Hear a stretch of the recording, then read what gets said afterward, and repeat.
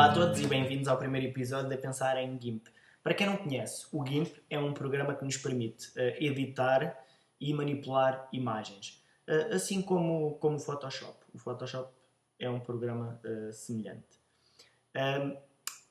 Em relação à comparação do GIMP com o Photoshop, o GIMP tem duas características que, quanto a mim, o tornam muito melhor do que o Photoshop. A primeira característica é que é grátis, em vez de custar os 500 euros do Photoshop. E a segunda característica é que é um programa muito mais leve. Por exemplo, se forem fazer o download do GIMP, a versão para Windows, o ficheiro que faz o download são para aí 20 e poucos megas, enquanto o Photoshop é 1 GB. Portanto, bastante mais.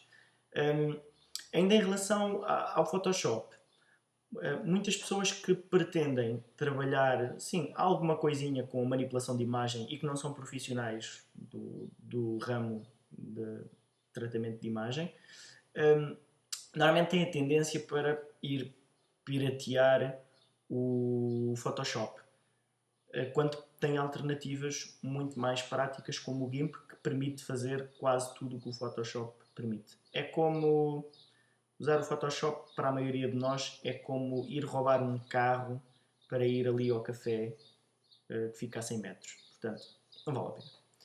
Bom, então, começando por onde arranjar o GIMP. Muito fácil. Vamos ao Google, por exemplo. Escrevemos GIMP, G-I-M-P. Há quem diga GIMP, há quem diga GIMP. Eu digo GIMP. Portanto, GIMP, o primeiro link que nos aparece é o site oficial do GIMP, gimp.org. Temos logo aqui uma opção para fazer downloads. Se clicarem na opção de downloads, vão parar a uma página que vos permite fazer o download para o sistema que vocês estão a usar. Neste caso, eu estou a usar o Mac, portanto vai aparecer o GIMP para o Mac.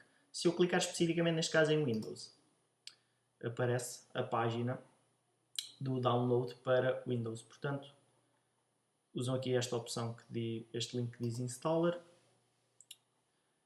clicar em Download e automaticamente o download começa. Não perguntam e-mails, nem têm que fazer nada de especial, é só isto. Bom, então já agora vamos aqui esperar um bocadinho para ver que tamanho é que tem. Bom, 19.4 megas, nem chega aos 20 megas. Bom, então passando essa parte. Então, após o download do GIMP e a instalação, na primeira utilização é isto que vos vai aparecer. Aparecem-vos 3 janelas. Provavelmente não com este tamanho, mas com tamanhos diferentes. Então temos aqui esta primeira janela, que é a barra de ferramentas. Depois temos a área de edição de imagem, onde nós vamos abrir a nossa imagem.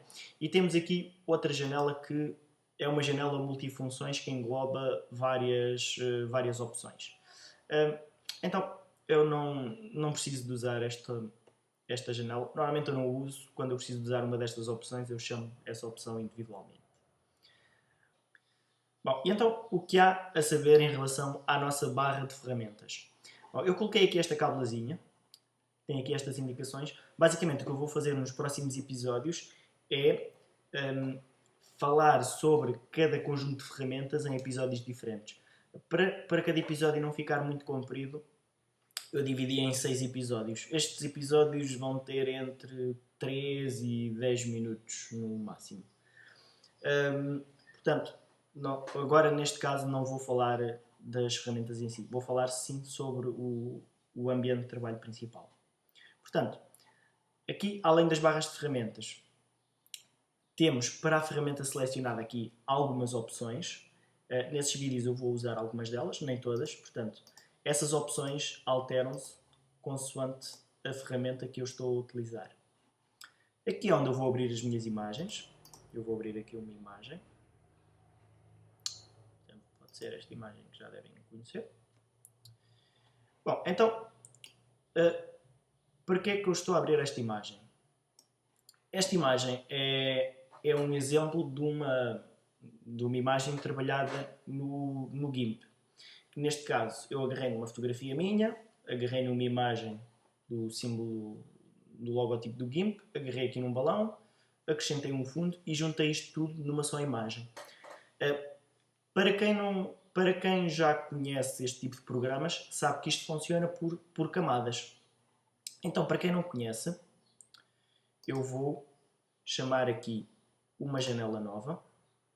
Temos aqui várias janelas que podemos adicionar. Esta em particular é a que eu uso mais, é a janela das camadas, layers, podem chamar também por Ctrl L.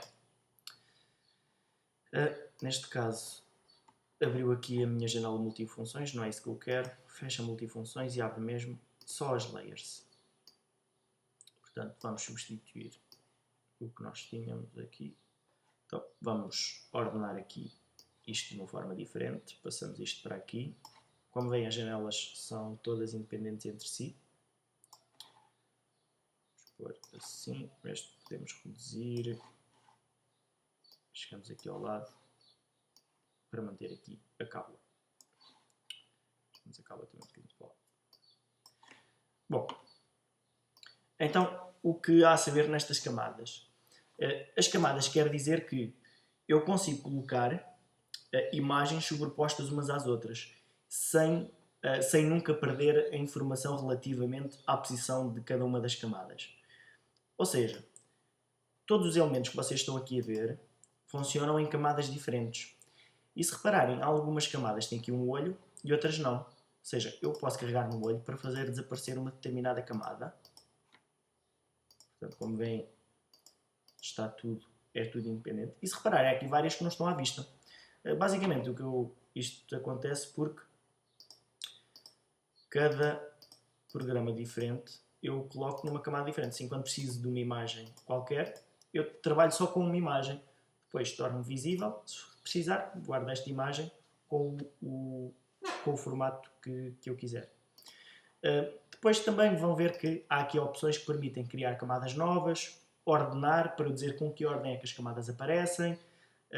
Posso juntar duas camadas para se unirem numa só camada, posso apagar uma camada, portanto,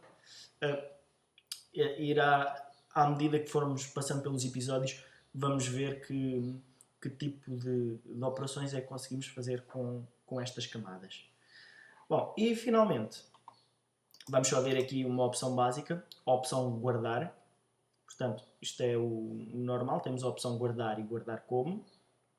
Se fizermos aqui um guardar como, para não estragar o original, eu posso gravar isto de várias maneiras.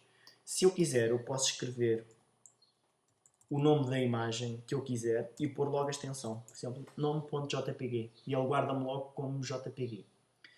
Ou então, se eu não souber muito bem como é que isto funciona, eu posso usar esta opção. Escolha por tipo de ficheiro. Vou minimizar isto para se ver melhor. E temos aqui as várias extensões com que é possível guardar. Por exemplo, aqui a primeira, XCF, é o formato original do GIMP. Se quiserem guardar uma imagem que mantém esta informação sobre as diferentes camadas, tem que guardar neste formato. Se eu, por exemplo, guardasse como JPG, se no futuro abrisse essa imagem, era como se eu tivesse uma camada única em que eu não conseguia distinguir os objetos. Por isso é que a minha imagem original tem que estar guardada neste formato próprio do GIMP.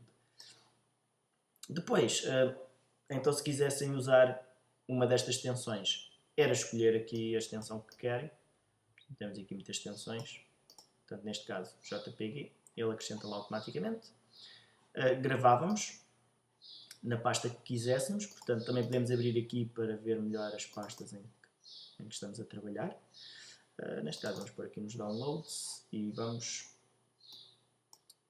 então gravar. Pode aparecer este aviso. Isto quer dizer que, por exemplo, a imagem JPEG não suporta as imagens transparentes que eu tenho. E então ele diz que vai exportar isto para uma imagem opaca, mas neste caso não interessa. Bom, então, para vermos aqui a imagem, neste caso foi a imagem que eu guardei. Agora cá está. Portanto, como veem, guardei esta imagem no formato que eu pretendi. Pronto, isto são os fundamentos básicos de trabalhar com o GIMP. Como eu disse, nos próximos 6 episódios vamos trabalhar sobre as ferramentas individualmente e a partir daí iremos trabalhar de uma forma ligeiramente diferente. Vamos trabalhar logo com um objetivo final e usar as várias ferramentas e opções que temos aqui nos nossos menus, de forma a fazer alguns efeitos. Então, até lá!